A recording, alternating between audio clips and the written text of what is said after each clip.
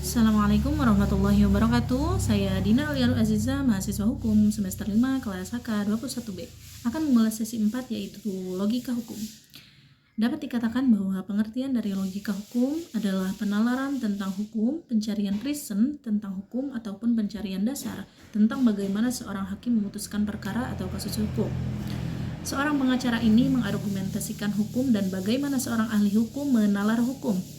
Adapun kaidah hukum yang artinya peraturan yang dibuat ataupun yang dispositifkan secara resmi oleh penguasa masyarakat ataupun penguasa negara, mengikat setiap orang dan berlakunya dapat dipaksakan oleh aparat masyarakat ataupun aparat negara, sehingga berlakunya kaidah hukum ini dapat dipertahankan. Nah, kaidah hukum ditujukan kepada sikap lahir manusia ataupun 35 perbuatan nyata yang dilakukan manusia. Menurut sifatnya, kaidah hukum ini dibagi menjadi dua, yaitu pertama, hukum yang hiperaktif atau kaidah hukum itu bersifat a priori harus ditaati, bersifat mengikat dan memaksa. Yang kedua adalah hukum yang fakultatif, maksudnya ialah hukum itu tidak secara a priori mengikat. Kaidah fakultatif ini bersifat sebagai pelengkap. Pembahasan selanjutnya yaitu bahasa hukum, yang artinya bahasa merupakan salah satu alat penting bagi manusia, yaitu sebagai alat komunikasi.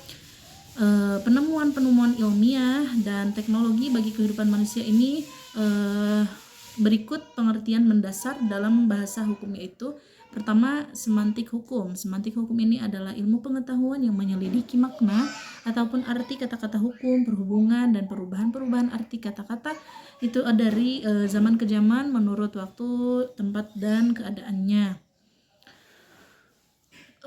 Dalam istilah hukum Belanda, privarecht berasal dari kata Arab yaitu hukum, hukum dan istilah Jawa atau Hindu yaitu pradata. Semantik hukum adalah ilmu pengetahuan yang menyelidiki makna ataupun arti kata-kata hukum dan berhubungan perubahan-perubahan arti kata dari zaman ke zaman menurut waktu, tempat, dan keadaan. Yang kedua adalah konstruksi hukum. Konstruksi hukum yang merupakan alat-alat yang dipakai untuk menyusun bahwa hukum yang dilakukan secara sistematis dalam bentuk bahasa dan istilah yang baik.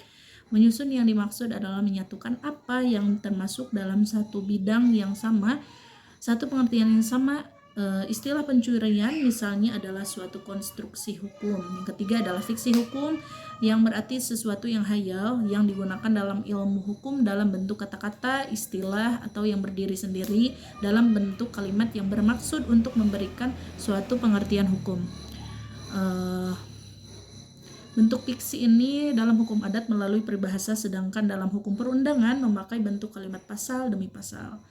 Yang keempat adalah pembentukan hukum, yang artinya peraturan hukum modern yang dibentuk oleh pembentuk undang-undang ataupun keputusan hakim yang dibuat oleh para hakim di muka pengadilan atau juga dalam lembaga resmi atau swasta, dapat dilihat dari segi politiknya atau teknik hukumnya. Yang kelima adalah penafsiran hukum, yang artinya adalah penerapan adalah salah satu metode penemuan hukum yang memberi penjelasan mengenai teks undang-undang agar ruang lingkup kaidah tersebut diterapkan kepada peristiwanya.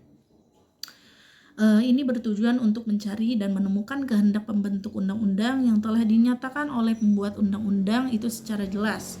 Nah, macam-macam penafsiran hukum ada 4. Pertama yaitu penafsiran autentik atau interpretasi penafsiran yang resmi diberikan oleh pembuat undang-undang tentang arti kata-kata yang digunakan dalam undang-undang tersebut. Yang kedua, penafsiran tata bahasa, yang artinya ketentuan dalam undang-undang berdasarkan bunyi kata-kata secara keseluruhan dalam kalimat-kalimat yang disusun.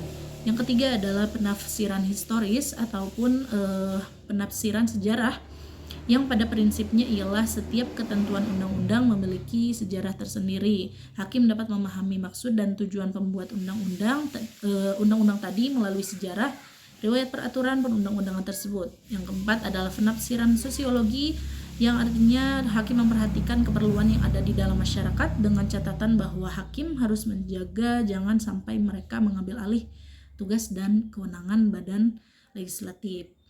Nah, apa sih hubungan antara kaidah hukum dengan bahasa hukum? Yaitu terletak pada penyusunan rancangan peraturan perundang-undangan. Bahasa hukum merupakan suatu hal yang utama karena bahasa hukum ini harus dapat memberikan kejelasan dari setiap pasal yang tercantum dalam aturan tersebut. Kaidah hukum memiliki hubungan yang sangat erat dengan bahasa hukum. Nah, hubungan tersebut terletak pada bahasa hukum yang terdapat dalam aturan hukum seperti undang-undang, peraturan pemerintah, peraturan daerah, bahkan kebijakan-kebijakan pemerintah. Bahasa hukum tentunya memiliki kekhasan yang sangat melekat pada bunyi dari suatu kaidah hukum dalam peraturan perundang-undangan. Mungkin hanya itu yang dapat saya sampaikan. Mohon maaf atas kesalahpahaman ataupun salah kata dalam menyampaikan paparan. Kurang lebihnya mohon maaf. Assalamualaikum warahmatullahi wabarakatuh.